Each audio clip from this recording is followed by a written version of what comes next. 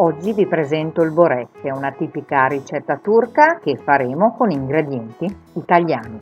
Vediamo cosa ci occorre.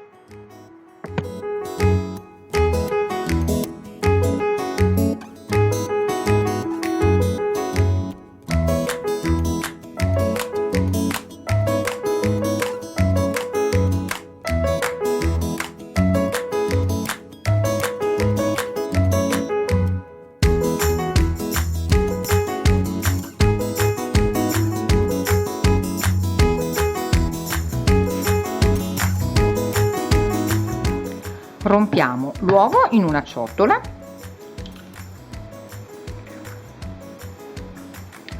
aggiungiamo l'olio di semi, solo metà, l'altra metà ci occorrerà per la seconda parte, e il latte 150 grammi, gli altri ci serviranno anche quelli per la fase finale. Mescoliamo con una frustina.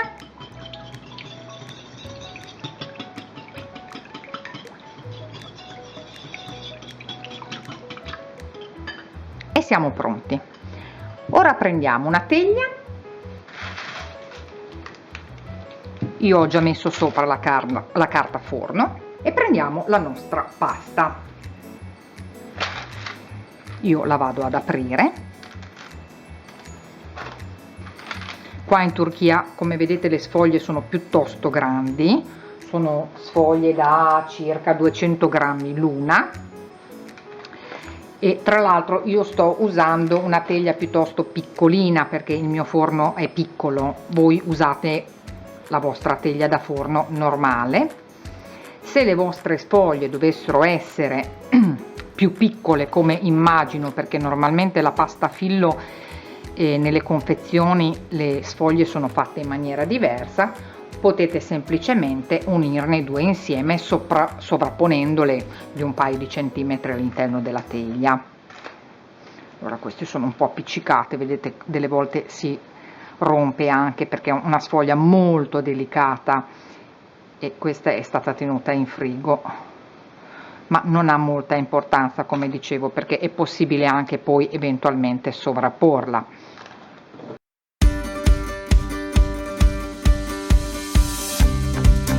Allora, a questo punto andiamo a prendere il nostro liquido che abbiamo fatto e ne mettiamo un pochettino sul fondo, aiutandoci con un pennello da cucina.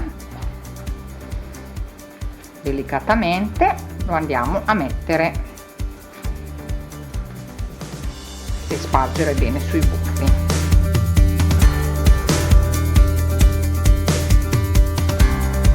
Ora siamo pronti per fare il secondo strato. Il secondo strato, come vi dicevo, mentre il primo sarebbe meglio farlo tutto bello disteso, il secondo strato invece lo andremo a fare tutto grinzo, diciamo come se fosse una cosa stropicciata.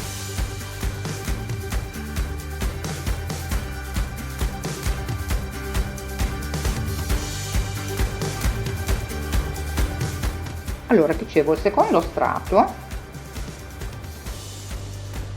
lo andremo a mettere in questo modo, cercando di distribuire in maniera uniforme queste pieghe. Ripeto, io sto usando una teglia un po' piccoletta, se voi usate una teglia più grande le pieghe saranno più piccole. Ed ora siamo pronti per mettere il formaggio.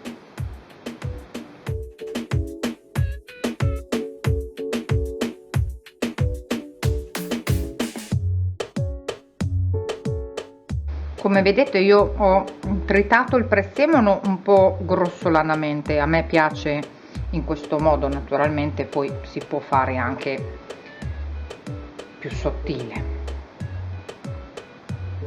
Anche la quantità del ripieno è piuttosto soggettiva. Ok, Adesso mettiamo un altro strato di pasta, siamo al terzo.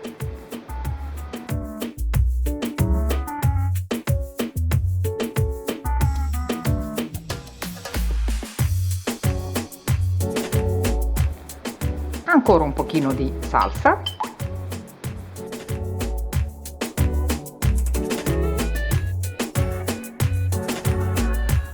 Vedete anche intanto che vado a pennellare, cerco di non schiacciare comunque troppo la pasta.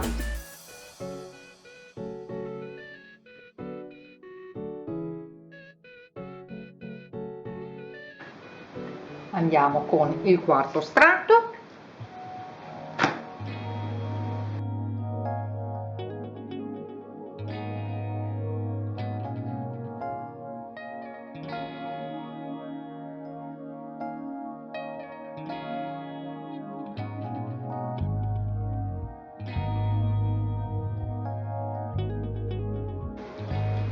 Mettiamo un altro strato di formaggio, questo è l'ultimo.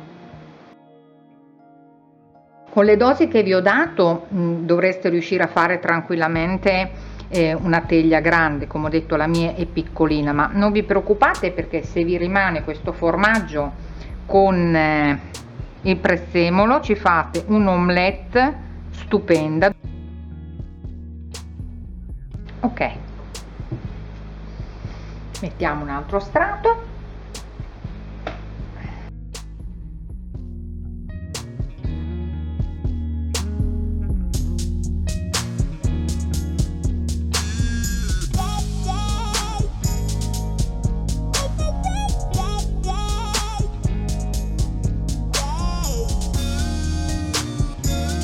A questo punto andiamo a richiudere a pacchetto i laterali,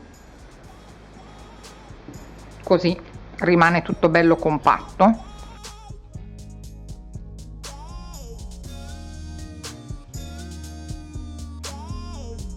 Mettiamo un altro po' di salsa, così la terminiamo.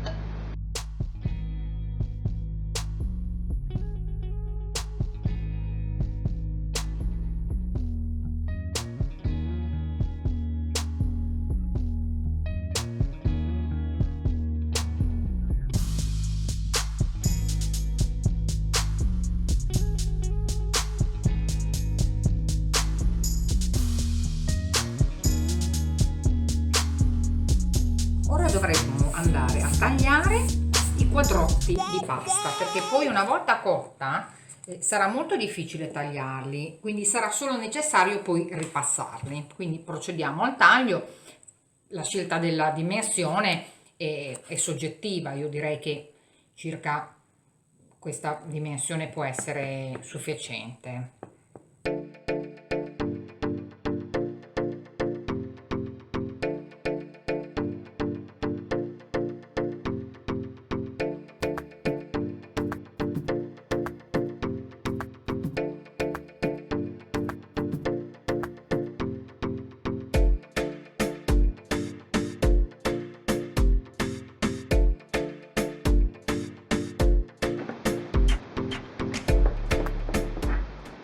Ecco fatto.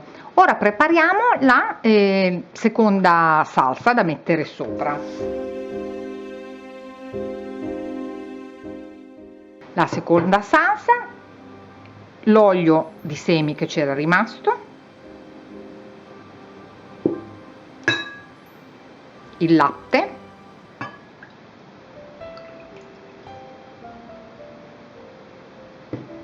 e una cosa un po' particolare, 200 ml di acqua minerale gassata.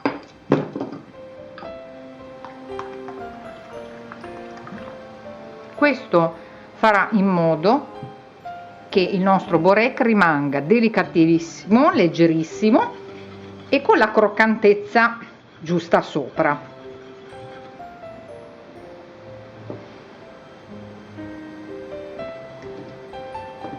Riprendo il mio borek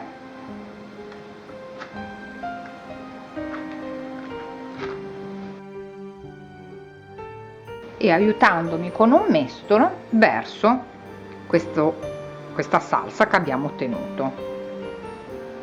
non abbiate paura perché la pasta assorbe molto bene questo liquido. Forse per la mia teglia è un pochino tanto, adesso vedo un attimino.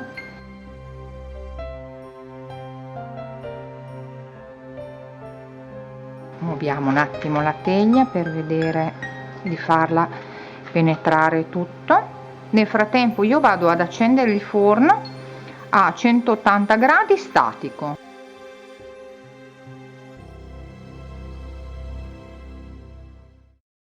Sono riuscita a fare stare tutta la salsa. Intanto che il forno si riscalda vedrete che piano piano tutta la parte liquida sarà assorbita. Ci vediamo tra un attimo. Come potete vedere ormai praticamente tutta la parte liquida si è assorbita, il forno è quasi a temperatura, quindi siamo pronti per la fase finale. Prendiamo un uovo,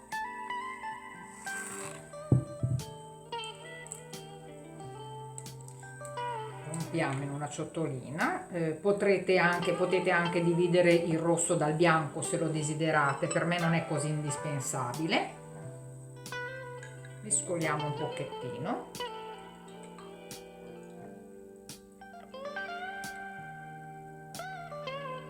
e andiamo a spalmarlo sopra al nostro borek, così avremo una bella doratura superficiale.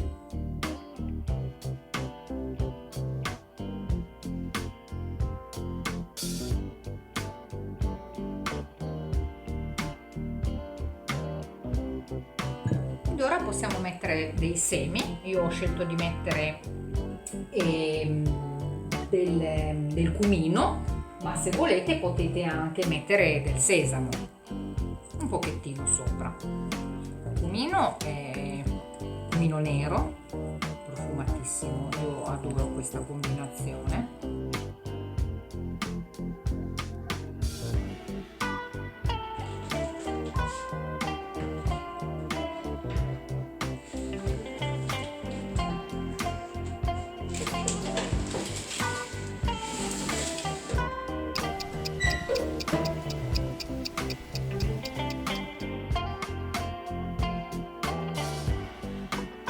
Passata la prima mezz'ora è bello gonfio, ma lo preferisco un pochino più dorato sopra, quindi vado avanti un pochino nella cottura.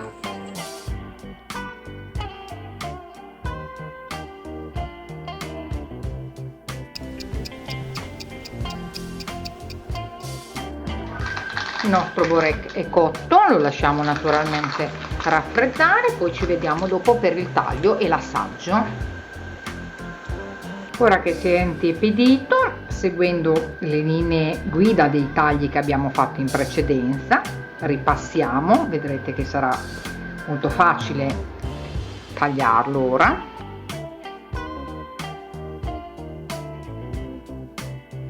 Sappiate che lo potete anche congelare e tirar fuori e mettere nel microonde, è veramente buonissimo.